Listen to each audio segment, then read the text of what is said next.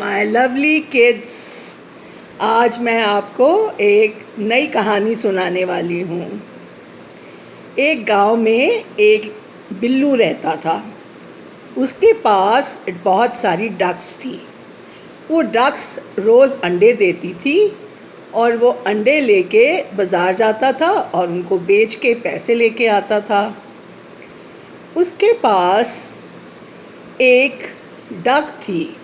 सुबह सुबह जब वो उठा तो उसने देखा कि उस डक ने वहाँ पे अंडों के बीच में एक गोल्डन एग था।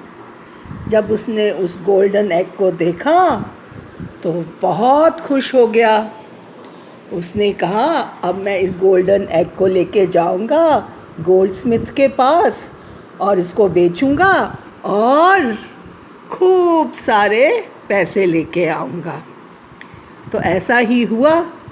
वो गोल्ड का जो था एग वो गोल्डस्मिथ के पास लेके गया और गोल्डस्मिथ ने उससे पूछा, भाई ये अंडा कहाँ से लाए हो गोल्ड का? तो उसने उसे बताया नहीं। उसने कहा, नहीं आपको कुछ नहीं बताना, बस आप इसके पैसे दे दीजिए। ऐसे जो डक थी वो रोज़ सुबह एक अंडा गोल्ड का देती थी और वो रोज़ उस अंडे को लेके गोल्डस्मिथ के पास जाता था और उसको बेच के तो पैसे ले आता था। आहिस्ता आहिस्ता उसके पास बहुत पैसे हो गए और वो बहुत ही रिच हो गया। एक दिन जो गोल्डस्मिथ था वो बहुत चालाक था। उसने कहा, देखो बिल्लू, अगर आप एक ही दिन में 100 एग्स ले आओगे तो मैं आपको जो पैसे एक अंडे का देता हूँ उससे डबल दूँगा। जैसे अगर मैं एक अंडे का 1000 देता हूँ तो मैं उस अंडे का 2000 दे दूँगा। और अगर आपके पास 100 एग्स होंगे तो जस्ट इमेजिन कितने पैसे हो जाएंगे आपके पास।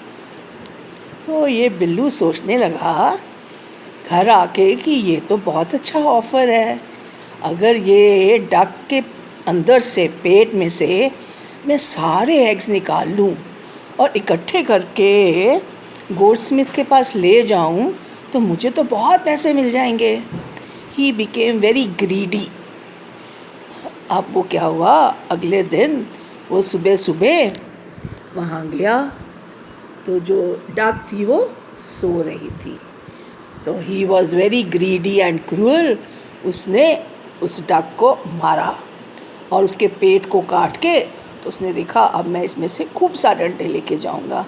लेकिन वहाँ पर एक भी अंडा नहीं था और डक भी ख़त्म हो गई और एग्स भी नहीं मिले। एंड द एंड वाज कि अब उसको वो गोल्डन एग नहीं मिलता था और वो पैसे आने भी ख़त्म हो गए। So he became poor again. So the moral of the story is you should not be greedy। और लोगों की बातों में नहीं आना चाहिए, अपना दिमाग लगाना चाहिए। एंड ग्रीड नहीं होना चाहिए, लालच नहीं होना चाहिए।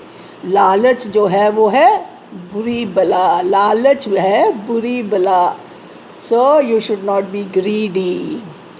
Okay dear, how did you like the story? I hope you like the duck and the golden egg.